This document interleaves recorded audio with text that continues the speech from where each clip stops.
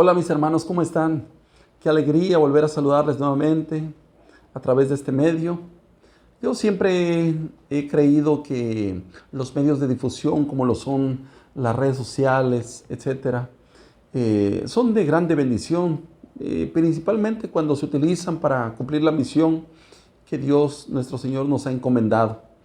Por eso el tema para esta ocasión se titula lo que la Biblia enseña acerca del pecado. Yo te invito ahí donde estás para que me acompañes y para que continuemos con nuestro curso en cuestión que ya hemos llevado, hemos avanzado. Esta lección número 6, lo que la Biblia enseña acerca del pecado. ¿Sabes?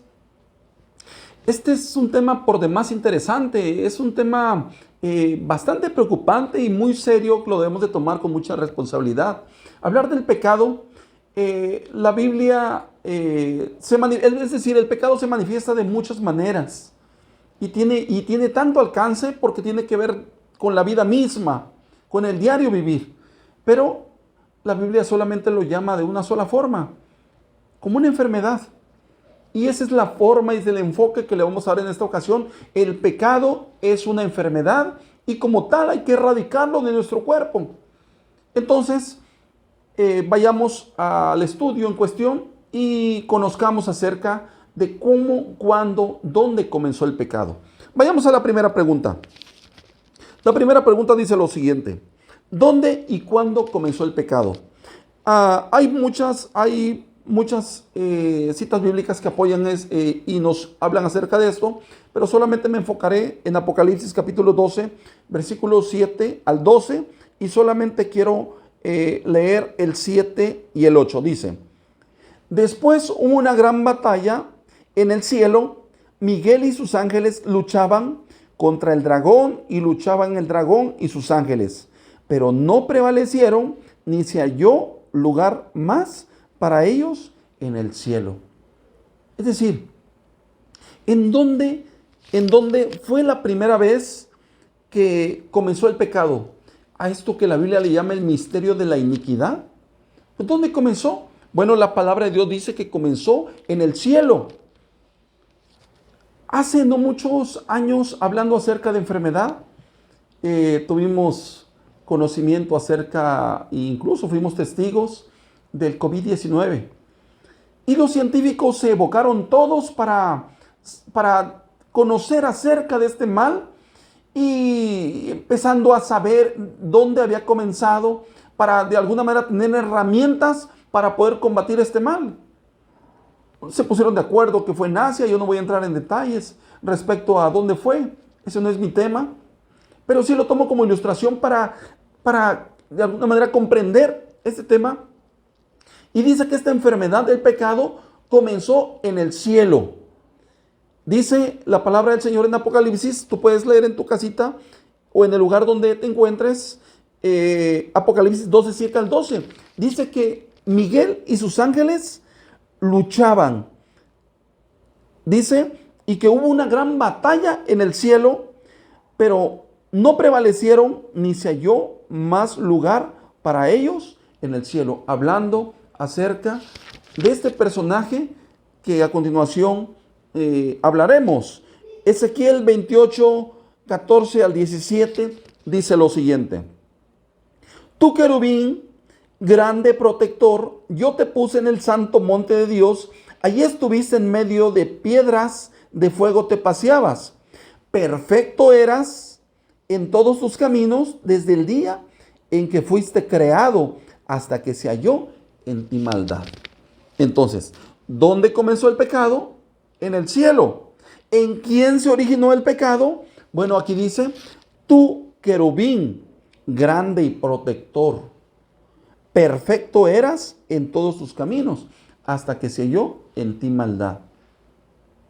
Este personaje que ahora se conoce como el adversario, el diablo o Satanás, como también lo registra el libro de Apocalipsis, dice que este personaje era un querubín. ¿Qué es un querubín? La palabra del Señor dice que un querubín tiene una función muy especial, que es custodiar o proteger la ley de Dios. Es decir, estaba en la misma presencia de nuestro Creador este personaje. Pero dice, enaltecióse tu corazón a causa de tu hermosura. Tercera pregunta. ¿Qué prueba de obediencia estableció Dios? En Génesis 2:15 al 17 dice lo siguiente. Tomó pues Jehová Dios al hombre y lo puso en el huerto del Edén para que lo labrara y lo guardase. Y mandó Jehová Dios al hombre diciendo, de todo árbol del huerto podrás comer, mas del árbol de ciencia de bien y del mal no comerás, porque el día que de él comieres, ciertamente morirás. Dios había creado al ser humano recientemente y lo puso en el jardín del Edén, sabiendo que el enemigo andaba rondando. Dios estableció límites y le dijo a Adán, hijo, voy a ponerte un límite. De todo árbol puedes comer, pero te voy a poner un árbol en medio del jardín del Edén. Ese árbol es del conocimiento de la ciencia del bien y del mal. El mandamiento de obediencia que yo te pongo es, no te acerques del árbol, no lo toques, menos que vayas a comer su fruto, porque el día que de él comieres, ciertamente morirás. Aquí surgen muchos eruditos preguntando acerca de en qué consistía o qué tipo de fruto era. La Biblia solamente se limita a decir que era el árbol de ciencia de bien y del mal y del fruto prohibido. No sé qué tipo de fruto era la realidad porque la Biblia no lo dice. Entonces no entremos en detalle respecto a que si era manzana, que si era un tipo de fruta exótica. Lo que sí dice la Biblia es que era un fruto de alguna manera codiciable a los ojos. En otras palabras, era algo que seducía a la vista. Estar cerca de allí, de ese lugar, era un lugar de alguna manera donde el ser humano, sus armas caían, no podía estar el hombre cerca porque seguramente tendría la tentación de acercarse para comer. Hoy en día nuestro Dios nos pone los mismos límites, ¿sabes? Nos dice, ¿sabes qué, hijo? Mira, estás batallando con este problema y yo no sé si de este momento estoy predicando para alguien, estoy hablando para alguien que tiene problemas con las drogas, tiene problemas con el cigarrillo, tiene problemas con el alcoholismo, incluso tiene problemas de cierto modo con las mujeres, hombres, no sé, algún problema que te seduzca con el asunto del adulterio o la fornicación. Yo no sé si estoy hablando para alguien en este momento que está luchando contra eso. Mira, ponerte cerca, delante de lo que a ti te llama la atención, te hace tan vulnerable como lo es un niño a un dulce que tanto le agrada. Es decir, ponerte cerca, delante de la tentación que a ti te llama tanto la atención, es estar jugando de alguna manera con tu vulnerabilidad. Tú no tienes armas para estar en presencia de algo que a ti te llama tanto la atención. Por eso el Señor dejó bien claro en su palabra, no te acerques, no te aproximes del árbol, menos lo comas porque el día de que él comas, ciertamente morirás. Yo conozco muchas familias hoy en día destrozadas, solamente porque un día no hicieron caso a la voz de Dios y se aproximaron, jugaron con el pecado, terminaron con sus familias destrozadas. Conozco a personas grandes, encumbrados, profesionistas, incluso a veces esclavizados en los vicios. Llámese esto droga, alcohol, tabaco. Porque las personas, quiero que sepas, que a veces ellos incluso cuando tú vas, tú sabes y tú entiendes que lo único que tú deseas es ser feliz. Y queriendo ser feliz, tú te aproximas a esas cosas que según tú te llaman tanto la atención. Pero nuestro Dios, que sabe que eso finalmente te llevará a la muerte, te dice, hijo, no te aproximes. Entonces, contestemos la pregunta. ¿A qué prueba de obediencia estableció Dios? no te acerques del árbol que está en medio, no lo toques, no puedes comer, porque el día que de él comieres, ciertamente morirás. Vayamos a la siguiente pregunta. ¿En qué consistió el primer pecado? Dice lo siguiente, en el libro de Génesis capítulo 3, 1 al 6. Pero la serpiente era astuta más que todos los animales del campo que Jehová Dios había hecho, la cual dijo a la mujer: con que Dios os ha dicho, no comas de todo árbol del huerto. Y la mujer respondió, queriendo confrontar, queriendo dialogar, incluso queriendo defender a Dios, dijo a la serpiente: del fruto de los árboles del huerto podemos comer, pero del fruto del árbol que está en medio del huerto, dijo Dios, no comeréis de él, ni lo tocaréis, para que no muráis. Entonces la serpiente dijo a la mujer: no moriréis, sino que Dios sabe, el día que de él comáis de él, serán abiertos vuestros ojos y seréis como Dios, sabiendo el bien y el mal. El versículo 4, repito, dice: entonces la serpiente dijo a la mujer: no moriréis. Sabes que este es el gran engaño del enemigo hasta nuestros días. A las personas les sigue diciendo lo mismo. Oye, ¿qué de malo tiene que te vayas a divertir un poquito allá con otra mujer, allá que no es tu esposa, a cierto festival, cierto baile? ¿Qué te afecta? ¿Qué te afecta que tomes poquito alcohol? ¿Qué te afecta que tomes poquita droga? ¿Qué te afecta que fumes tantito cigarro? No te muestra tu resultado, no te muestra tus noches de dolor que tú vas a pasar sufriendo o que va a sufrir tu familia. Porque dicho de paso, esta enfermedad del pecado no es algo que te mata al instante. Ojalá viniera y nos matara así rápido, que fuera algo fulminante. No, el pecado te va minando todos los días. Todos los días la persona empieza a perder vida, todos los días muere cada vez más. Cuando el pecado se apodera del ser humano, el ser humano sin darse cuenta, el ser humano va muriendo cada día. Muchas veces va muriendo también junto con su familia, porque otra de las cosas que tiene esta enfermedad es que es contagiosa, es hereditaria. Lo heredamos a nuestros hijos a veces, y nuestros hijos a veces también siguen el mismo camino, y por eso se repite un mismo patrón de conducta cada día.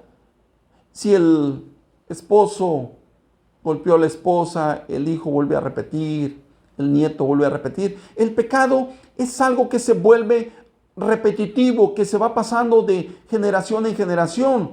Por eso un día nosotros, cuando venimos a los pies de Cristo, nosotros cortamos esa maldición del pecado, empezamos a sanar poco a poco, y Cristo Jesús va poniendo la medicina que viene de nuestro Señor Jesucristo, que Él ya pagó de nosotros en la cruz del Calvario, y nosotros vamos sanando cada vez más del pecado hasta la venida de nuestro Señor Jesucristo. Ahora, dice el siguiente versículo, dice: y vio la mujer que el árbol era bueno para comer y que era agradable a los ojos y árbol codiciable para alcanzar la sabiduría, y tomó de su fruto y comió, y dio también a su marido, el cual comió así como ella. La pregunta era: ¿en qué consistió el primer pecado? Ahora, más de uno dirá, pues el pecado consistió en comer del fruto prohibido. Pero yo quisiera llevarte a meditar un poco más. En realidad el pecado no consistió en comer. Comer solamente fue el resultado de algo que antecede. ¿Qué quiero decir? El pecado se cometió en el momento que la mujer desconfió de Dios. Cuando Dios dio la orden: no te aproximes del árbol, no vayas, no lo toques, no te acerques. Desde el momento que la mujer pensó en ir, en ese momento se concibió el pecado. Que ella fuera y tomara del fruto prohibido y comiera, Ese solamente fue el resultado. Por eso nosotros decimos hoy en día, ¿cuándo el ser humano peca? ¿O cuándo está infectado de pecado? Cuando mata, cuando roba, cuando comete una violación, cuando asalta, cuando comete un delito que la Biblia lo llama como pecado, o como la Constitución o como nuestras leyes penales los llaman punitivas, sancionables. ¿Cuándo comete una falta la persona? Cuando lo comete o cuando piensa en hacerlo. La palabra de Dios nos dice que el pecado se comete cuando nosotros pensamos en hacerlo. En ese momento ya estamos pecando. Hacerlo es el resultado de nuestro pecado. Entonces, avanzamos en nuestro estudio. La siguiente pregunta dice, ¿qué es pecado? Primera de Juan 3:4 dice, todo el que comete pecado infringe también la ley, pues el pecado es infracción de la ley. Bueno, aquí es necesario que explique. Dice Primera de Juan 3:4 una vez más, todo aquel que comete pecado infringe también la ley, pues el pecado es infracción de la ley. En otras palabras, si no hubiera una ley que dijera qué es pecado, no existiera el pecado. Pero el pecado es infracción de la ley. Es un tema que tocaremos más adelante, pero desde ese momento queremos poner las bases. Si nosotros estamos conduciendo en la ciudad donde te encuentres, vas conduciendo, si no hay una ley que te diga que está prohibido brincarte el semáforo, no es algo punitivo.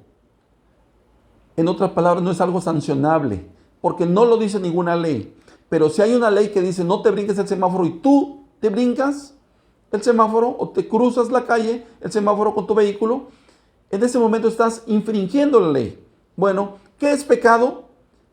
Dice, todo el que comete pecado infringe también la ley, pues el pecado es infracción de la ley. Creo que está claro este versículo, que el pecado es violar la ley de Dios, que será motivo de otro tema más adelante, que espero que me sigas conmigo a lo largo de estos estudios. La siguiente pregunta es, ¿a quién se somete el pecador? Primera de San Juan 3:8 dice lo siguiente, el que practica el pecado es del diablo, porque el diablo peca desde el principio. Para esto apareció el Hijo de Dios, para deshacer las obras del diablo. ¿A quién se somete el pecador? Dice, el que practica el pecado es del diablo. El diablo significa también el adversario o el malo, ¿verdad? Entonces, cuando nosotros pecamos, de cierto modo nos estamos sometiendo a alguien, porque le estamos obedeciendo. Dice San Juan 8:44, vosotros, hijos de vuestro padre el diablo sois, y los deseos de vuestro padre queréis cumplir. Por eso cuando nosotros cometemos pecados, de cierto modo nos sometemos al enemigo. Por eso es necesario que nosotros, en lugar de someternos al enemigo, nos sometamos a Dios. La séptima y última pregunta dice, ¿cuál es el resultado del pecado? Romanos 6:23 dice lo siguiente, porque la paga del pecado es muerte, mas la dádiva de Dios es vida eterna en Cristo Jesús, Señor nuestro. Este mal ojalá nos matara súbitamente, pero no. Este mal nos va matando poco a poco. A no ser que le entreguemos la vida a Cristo Jesús. Si no le entregamos la vida a Cristo Jesús, finalmente este mal, esta enfermedad, acabará con nosotros y nos llevará finalmente a la muerte. Entonces, ¿qué debo hacer? Número 1, resistir a Satanás en nombre de Dios. Según Santiago 4:7 dice, someteos pues a Dios, resistid al diablo y él huirá de vosotros. Cuando te sientas tentado, yo no sé si en este momento tú vas conduciendo de repente tu vehículo y vas escuchando este mensaje y tus pies se aproximan para un lugar diferente. Tú sabes que no es correcto lo que haces. Y el Espíritu Santo, por ventura, por bendición tuya, te dice, hijo, regresa. Ya no avances más, ya no vayas para allá.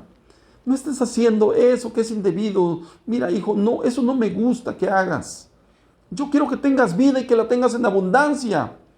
Quiero que seas feliz tú y tu familia, tú, tu hogar, que tengas paz.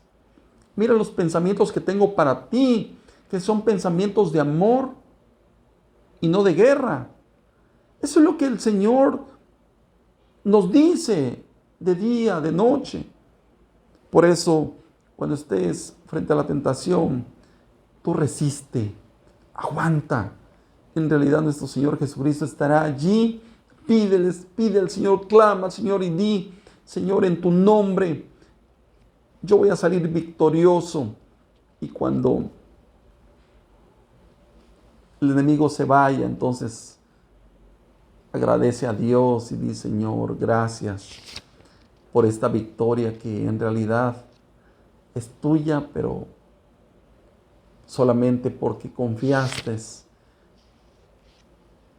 en el poder soberano de nuestro Señor Jesucristo. ¿Qué más debo hacer? Número 2, no transigir con el pecado. Romanos 6:12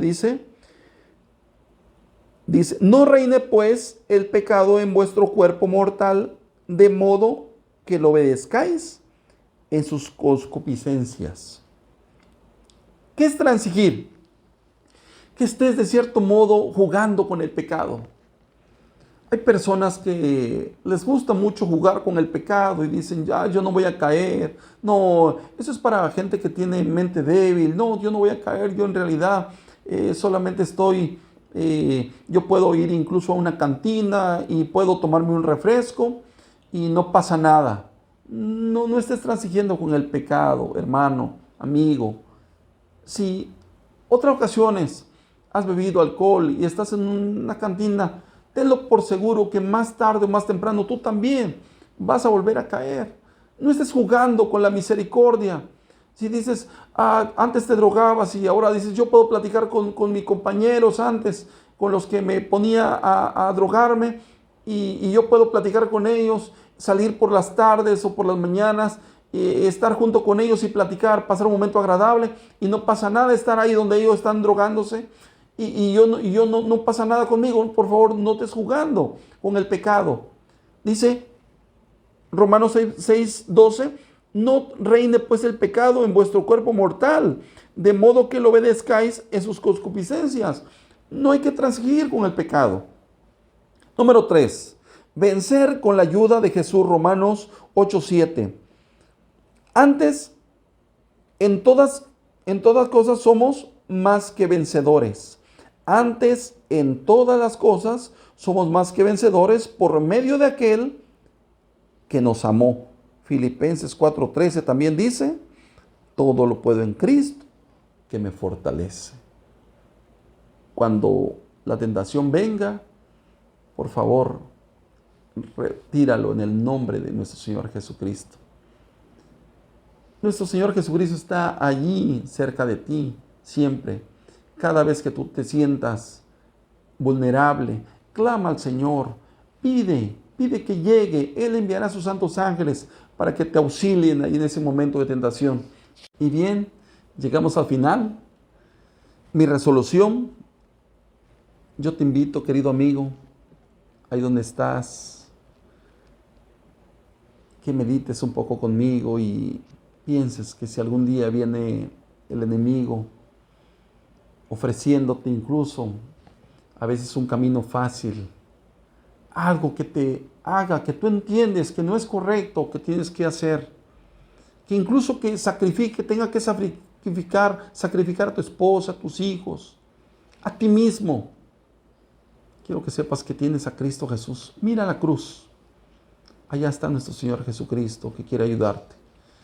Ahí donde estás, repite junto conmigo. Procuraré, con la ayuda de Dios, limpiar mi vida de todo pecado. Dios te bendiga. Un abrazo ahí donde estás.